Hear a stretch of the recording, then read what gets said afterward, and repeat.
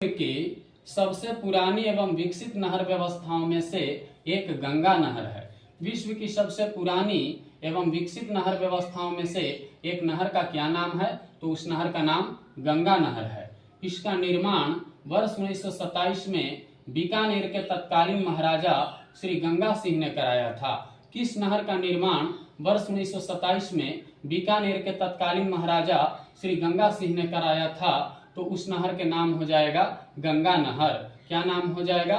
उस नहर के नाम गंगा नहर हो जाएगा। यह नहर सतलज नदी से फिरोजपुर के निकट हुसैनीवाला से निकाली गई है। कौन ऐसा नहर है जो सतलज नदी से फिरोजपुर के निकट हुसैनीवाला से निकाली गई है? तो उस नहर के नाम हो जाएगा गंगा नहर। क्या नाम होगा भाई? गंगा नहर। यानी कि गंगा नहर एकमात्र ऐसी नहर है जो सतलज नदी से फिरोजपुर के निकट हुसैनीवाला से निकाली गई है। गंगा नहर कहाँ से निकाली गई है भाई? तो गंगा नहर जो है वो सतलज नदी से फिरोजपुर के निकट हुसैनीवाला से निकाली गई है। पूर्वी यमुना नहर यमुना नदी के बाएं तट से ताजेवाला, जो कि वर्तमान में यमुनानगर जिला हरियाणा में स्थित है, उसके निकट से निकलती है। पूर्वी यमुना नहर कहाँ से निकलती है भाई? तो पूर्वी यमुना नहर जो है वो यमुना नदी के बाएं तट से ताजेवाला के निकट से निकलती है। ये ताजेवाला जो है ये वर्तमान में यमुनानगर जिला में स्थित है, जो कि हरियाणा में है। कहाँ है भाई? हरियाणा में। मुख्य नहर की लंबाई 197 किलोमीटर है। मुख्य नहर की लंबाई कितना है भाई? तो मुख्य नहर की लंबाई जो है वो 197 किलोमीटर है। कितना है? 197 किलोमीटर। इस नहर प्रणाली द्वारा हिंडन, यमुना दोआब के सहारनपुर, मुजफ्फरनगर, मेरठ व गाजियाबाद जनपदों को सिंचाई सुविधा उपलब्ध कराई जाती है। किस नहर प्रणाली द्वारा हिंडन, यमुना दोआब के सहारनपुर, मुजफ्फरनगर, मेरठ व गाजियाबाद जनपदों को सिंचाई सुविधा उपलब्ध कराई जाती है? तो उस नहर प्रणाली के नाम हो जाएगा मुख्य नहर प्रणाली। क्या नाम हो जाएगा उसका? उसका मुख्य नहर प्रणाली नाम हो जाएगा। पुनरुद्धार के पश्चात यह नहर प्रथम बार 1830 ईस्वी में चलाई गई थी। पुनरुद्धार के पश्चात कौन ऐसा नहर है जिसको प्रथम बार 1830 ईस्वी में चलाई गई थी? तो उस नहर के नाम हो जाएगा भाई मुख्य नहर। क्या नाम हो जाएगा? मुख्य नहर। यानी कि मुख्य नहर ही एकमात्र ऐसी नहर है जिसको पुनरुद्धार के पश्चात प्रथम बार 1830 ईस्वी में चलाई गई थी। इस नहर प्रणाली में जुलाई से पानी की कमी होने लगती है एवं अक्टूबर आने तक तो इस नहर से जलापूर्ति बिल्कुल शून्य हो जाती है। कौन ऐसा नहर प्रणाली है जिसमें जुलाई से पानी में कमी आने लगती है एवं अक्टूबर आने तक इस नहर से जलापूर्ति बिल्कुल शून्य हो जाती है? तो उस नहर प्रणाली के नाम हो जाएगा मुख्य नहर प्रणाली। क्या नाम हो जाएगा भाई? मुख्य नहर प्रणाली। इस समस्या का समाधान हेतु ताजेवाला से लगभग 3 किलोमीटर ऊपर हथनी कुंड बैराज, जो कि हरियाणा में स्थित है, उसका निर्माण कराया गया है। किस समस्या से निजात पाने के लिए ताजेवाला से लगभग 3 किलोमीटर ऊपर हथनी कुंड बैराज, जो कि हरियाणा में स्थित है, उसका निर्माण कराया गया है? तो आप जानते हैं कि मुख्य नहर प्रणाली में जुलाई के महीना में पानी की कमी आने लगता है एवं अक्टूबर आने तक तो मुख्य नहर से जलापूर्ति बिल्कुल शून्य हो जाती है। तो मुख्य नहर की जलापूर्ति की इसी समस्या से निजात पाने के लिए ताजेवाला से लगभग 3 किलोमीटर ऊपर हथनी कुंड बैराज, जो कि हरियाणा में स्थित है, उसका निर्माण कराया गया है। ऊपरी गंगा नहर 1854 ईस्वी में चालू यानी कि कमीशन हुआ। ऊपरी गंगा नहर कब चालू हुआ भाई? तो ऊपरी गंगा नहर जो है वो 1854 ईस्वी में चालू यानी कि कमीशन हुआ। इस परियोजना के जनक सर पीटी कार्टलेट हैं। कौन परियोजना के जनक सर पीटी कार्टलेट थे? तो उस परियोजना के नाम हो जाएगा ऊपरी गंगा नहर परियोजना 1854। तो क्वेश्चन पूछेगा ऊपरी गंगा नहर परियोजना 1854 के जनक कौन थे? तो ऊपरी गंगा नहर परियोजना 1854 के जनक सर पीटी कार्टलेट हैं। कौन थे भाई? Sir PT Cautley. इस नहर से प्रथम बार 8 अप्रैल 1854 को पानी छोड़ा गया था। कौन ऐसा नहर है जिससे प्रथम बार 8 अप्रैल 1854 को पानी छोड़ा गया था? तो उस नहर के नाम हो जाएगा ऊपरी गंगा नहर। क्या नाम हो जाएगा? ऊपरी गंगा नहर। यह ऊपरी गंगा नहर जो है इसको 1854 ईस्वी में चालू कराया गया था। इस नहर से प्रथम बार 8 अप्रैल 1854 को पानी छोड़ा गया था।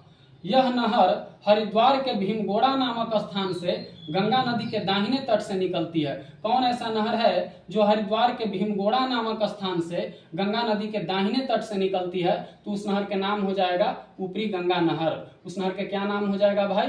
ऊपरी गंगा नहर। यानी कि ऊपरी गंगा नहर ही एकमात्र ऐसी नहर है जो हरिद्वार के भीमगोड़ा नामक स्थान से गंगा नदी के दाहिने तट से निकलती है। ऊपरी गंगा नहर कहां से निकलती है भाई?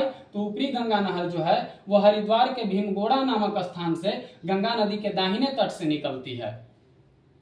मुख्य ऊपरी गंगा नहर की लंबाई 298 किलोमीटर तथा नहर प्रणाली की कुल लंबाई 6496 किलोमीटर है। मुख्य ऊपरी गंगा नहर की लंबाई कितनी है भाई? तो मुख्य ऊपरी गंगा नहर की लंबाई जो है वो 298 किलोमीटर तथा नहर प्रणाली की कुल लंबाई कितना है भाई? तो नहर प्रणाली की लंबाई जो है वो 6496 किलोमीटर, यानी कि नहर प्रणाली की लंबाई जो है वो 6496 किलोमीटर है। इस नहर प्रणाली द्वारा हरिद्वार, सहारनपुर, मुजफ्फरनगर, मेरठ, गाजियाबाद, बुलंदशहर, अलीगढ़, एटा, मथुरा, फिरोजाबाद, मैनपुरी, आगरा जनपदों में सिंचाई की सुविधा उपलब्ध कराई जाती है। तो क्वेश्चन पूछेगा कि किस नहर प्रणाली द्वारा हरिद्वार, सहारनपुर, मुजफ्फरनगर, मेरठ, गाजियाबाद, बुलंदशहर, अलीगढ़, एटा, मथुरा, फिरोजाबाद, मैनपुरी, आगरा जनपदों में सिंचाई की सुविधा उपलब्ध कराई जा रही है? तो उस नहर प्रणाली के नाम हो जाएगा मुख्य ऊपरी गंगा नहर। उस नहर प्रणाली के क्या नाम हो जाएगा? उस नहर प्रणाली के नाम हो जाएगा मुख्य ऊपरी गंगा नहर प्रणाली। क्या नाम हो जाएगा भाई? मुख्य ऊपरी गंगा नहर प्रणाली।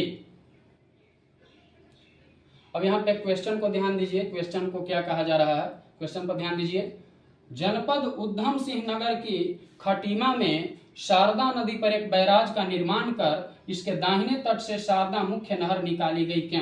क्वेश्चन कह रहा है कि जनपद उधम सिंह नगर की खटीमा में शारदा नदी पर एक बैराज का निर्माण कराकर उसके दाहिने तट से शारदा मुख्य नहर क्यों निकाली गई? तो आइए इसके कारण को समझते हैं कि उसके दाहिने तट से शारदा मुख्य नहर को क्यों निकाली गई। उत्तर प्रदेश के शारदा या घाघरा दोआब में अवस्थित पीलीभीत, बरेली, लखीमपुर खीरी, शाहजहांपुर, हरदोई, सुल्तानपुर, जौनपुर, आजमगढ़, गाजीपुर, प्रयागराज जनपदों में सुरक्षात्मक सिंचाई उपलब्ध कराने हेतु जनपद उधम सिंह नगर की खटीमा में शारदा नदी पर एक बैराज का निर्माण कर इसके दाहिने तट से शारदा मुख्य नहर निकाली गई। तो जनपद उधम सिंह नगर की खटीमा में शारदा नदी पर एक बैराज का निर्माण कर इसके दाहिने तट से शारदा मुख्य नहर इसलिए निकाली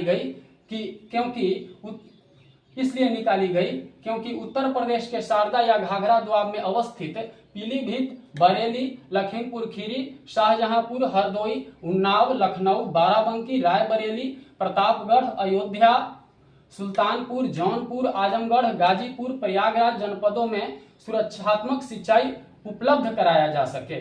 यानी कि ये सब उत्तर प्रदेश के शारदा या घाघरा दोआब में अवस्थित पीलीभीत, बरेली, लखीमपुर खीरी, शाहजहांपुर, हरदोई, उन्नाव, लखनऊ, बाराबंकी, रायबरेली, प्रतापगढ़, अयोध्या, सुल्तानपुर, जौनपुर, आजमगढ़, गाजीपुर, प्रयागराज ये जनपदों में सुरक्षात्मक सिंचाई उपलब्ध कराने हेतु जनपद उधम सिंह नगर की खाटिमा में शारदा नदी पर एक बैराज का निर्माण कर इसके दाहिने तट से शारदा मुख्य नहर निकाली गई है। मुख्य नहर की लंबाई कितना है भाई? तो मुख्य नहर की लंबाई जो है वो 44.3 किलोमीटर है। मुख्य नहर की लंबाई कितना है भाई? तो मुख्य नहर की लंबाई जो है वो 44.3 किलोमीटर है। तो क्वेश्चन पूछ सकता है कि मुख्य नहर की लंबाई कितना है भाई? तो मुख्य नहर की लंबाई जो है वो 44.3 किलोमीटर है। तथा शारदा नहर प्रणाली की कुल लंबाई कितनी है भाई?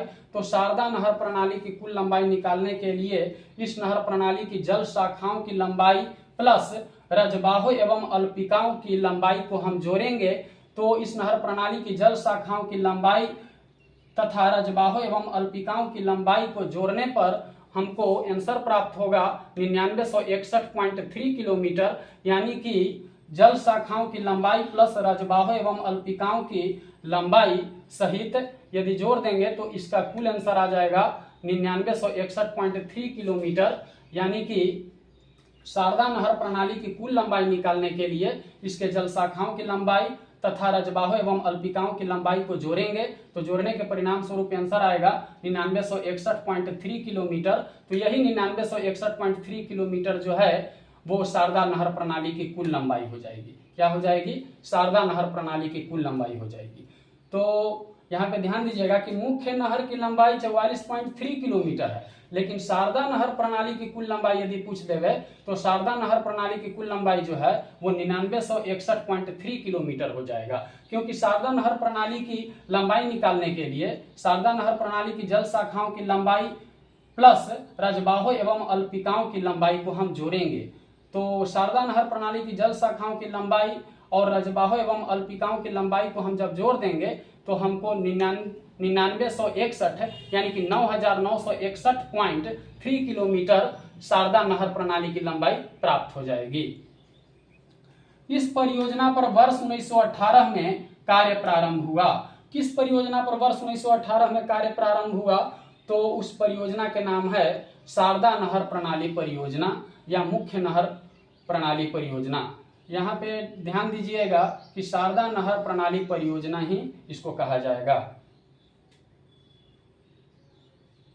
इस परियोजना पर वर्ष 1918 में कार्य प्रारंभ हुआ एवं वर्ष 1928 में परियोजना पूर्ण कर समादेश क्षेत्र में जलापूर्ति की जानी प्रारंभ की गई। किस परियोजना पर वर्ष 1918 में कार्य प्रारंभ हुआ एवं वर्ष 1928 में परियोजना पूर्ण कर समादेश क्षेत्र में जलापूर्ति की जानी प्रारंभ की गई? तो उस परियोजना के नाम हो जाएगा शारदा नहर प्रणाली परियोजना। क्या नाम हो जाएगा? शारदा नहर प्रणाली परियोजना या मुख्य नहर परियोजना। निचली गंगा नहर की उद्गम स्थल नरौरा जो कि बुलंदशहर में है। निचली गंगा नहर की उद्गम स्थल कहाँ है भाई? तो निचली गंगा नहर का उद्गम स्थल जो है वो नरौरा में है, जो कि बुलंदशहर में स्थित है। कहाँ है? बुलंदशहर में। निचली गंगा नहर की उद्गम स्थल कहाँ है भाई? तो निचली गंगा नहर का उद्गम स्थल जो है वो नरौरा में है। ये नरौरा नामक स्थान जो है वो बुलंदशहर में स्थित है। मुख्य नहर की लंबाई 98.8 किलोमीटर तथा पूर्ण नहर प्रणाली की लंबाई 8278 किलोमीटर है। तो क्वेश्चन पूछेगा कि मुख्य नहर की लंबाई कितनी है भाई? तो मुख्य नहर की लंबाई जो है वो 98.8 किलोमीटर है तथा पूर्ण नहर प्रणाली की लंबाई कितनी है भाई? तो पूर्ण नहर प्रणाली की लंबाई जो है वो 8278 किलोमीटर है। कितना है भाई? 8278 किलोमीटर। गंगा नदी के दाहिने तट से निचली गंगा नदी की अभिकल्पना 1869 ईस्वी में की गई। गंगा नदी के दाहिने तट से निचली गंगा नदी की अभिकल्पना कब की गई भाई? तो गंगा नदी के दाहिने तट से निचली गंगा नदी की अभिकल्पना जो है वो 1869 ईस्वी में की गई। तो 1869 ईस्वी में किस नदी की कल्पना की गई? तो 1869 ईस्वी में गंगा नदी के दाहिने तट से निचली गंगा नदी की अभिकल्पना की गई। इस योजना की स्वीकृति 9 नवंबर 1871 ईस्वी को दी गई। किस योजना की स्वीकृति 9 नवंबर 1871 ईस्वी को दी गई? तो उस परियोजना के नाम हो जाएगा निचली गंगा नदी परियोजना 1869। यानी कि निचली गंगा नदी परियोजना 1869 को ही 9 नवंबर 1871 को स्वीकृति प्रदान की गई।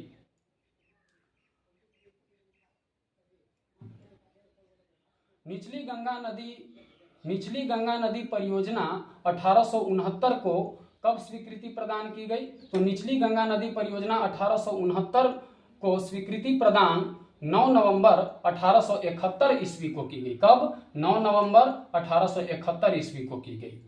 परियोजना का निर्माण कार्य पूर्ण कर निचली गंगा नहर को 1878 ईस्वी में प्रथम बार चलाया गया।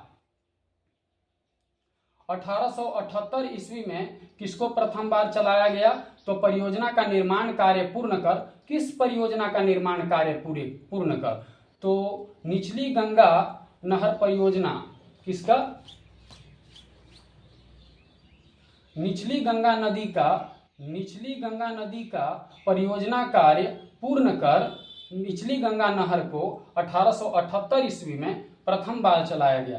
तो क्वेश्चन पूछेगा कि निचली गंगा नहर को प्रथम बार कब चलाया गया, तो निचली गंगा नहर को 1878 ईस्वी में प्रथम बार चलाया गया। निचली गंगा नहर को कब चलाया गया भाई, तो निचली गंगा नहर को 1878 ईस्वी में प्रथम बार चलाया गया। इस प्रणाली की मुख्य शाखाएं हैं फारुखाबाद जल शाखा, बेवर जल शाखा, कानपुर जल शाखा, इटावा जल शाखा एवं भोगनीपुर जल शाखा।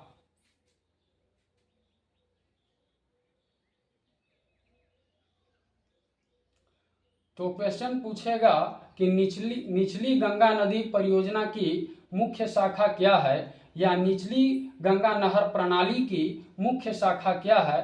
तो निचली गंगा नहर नदी या कहिए प्रणाली कहिए, निचली गंगा नहर प्रणाली की मुख्य शाखाएं के अंतर्गत आ जाएगा फारुखाबाद जल शाखा, बेवर जल शाखा, कानपुर जल शाखा, इटावा जल शाखा एवं भोगनीपुर जल शाखा। यानी कि फर्रुखाबाद जल शाखा, बेवर जल शाखा, कानपुर जल शाखा, इटावा जल शाखा एवं भोगनीपुर जल शाखा जो है वो निचली गंगा नदी कहिए या निचली गंगा नहर कहिए उसकी जल शाखा है।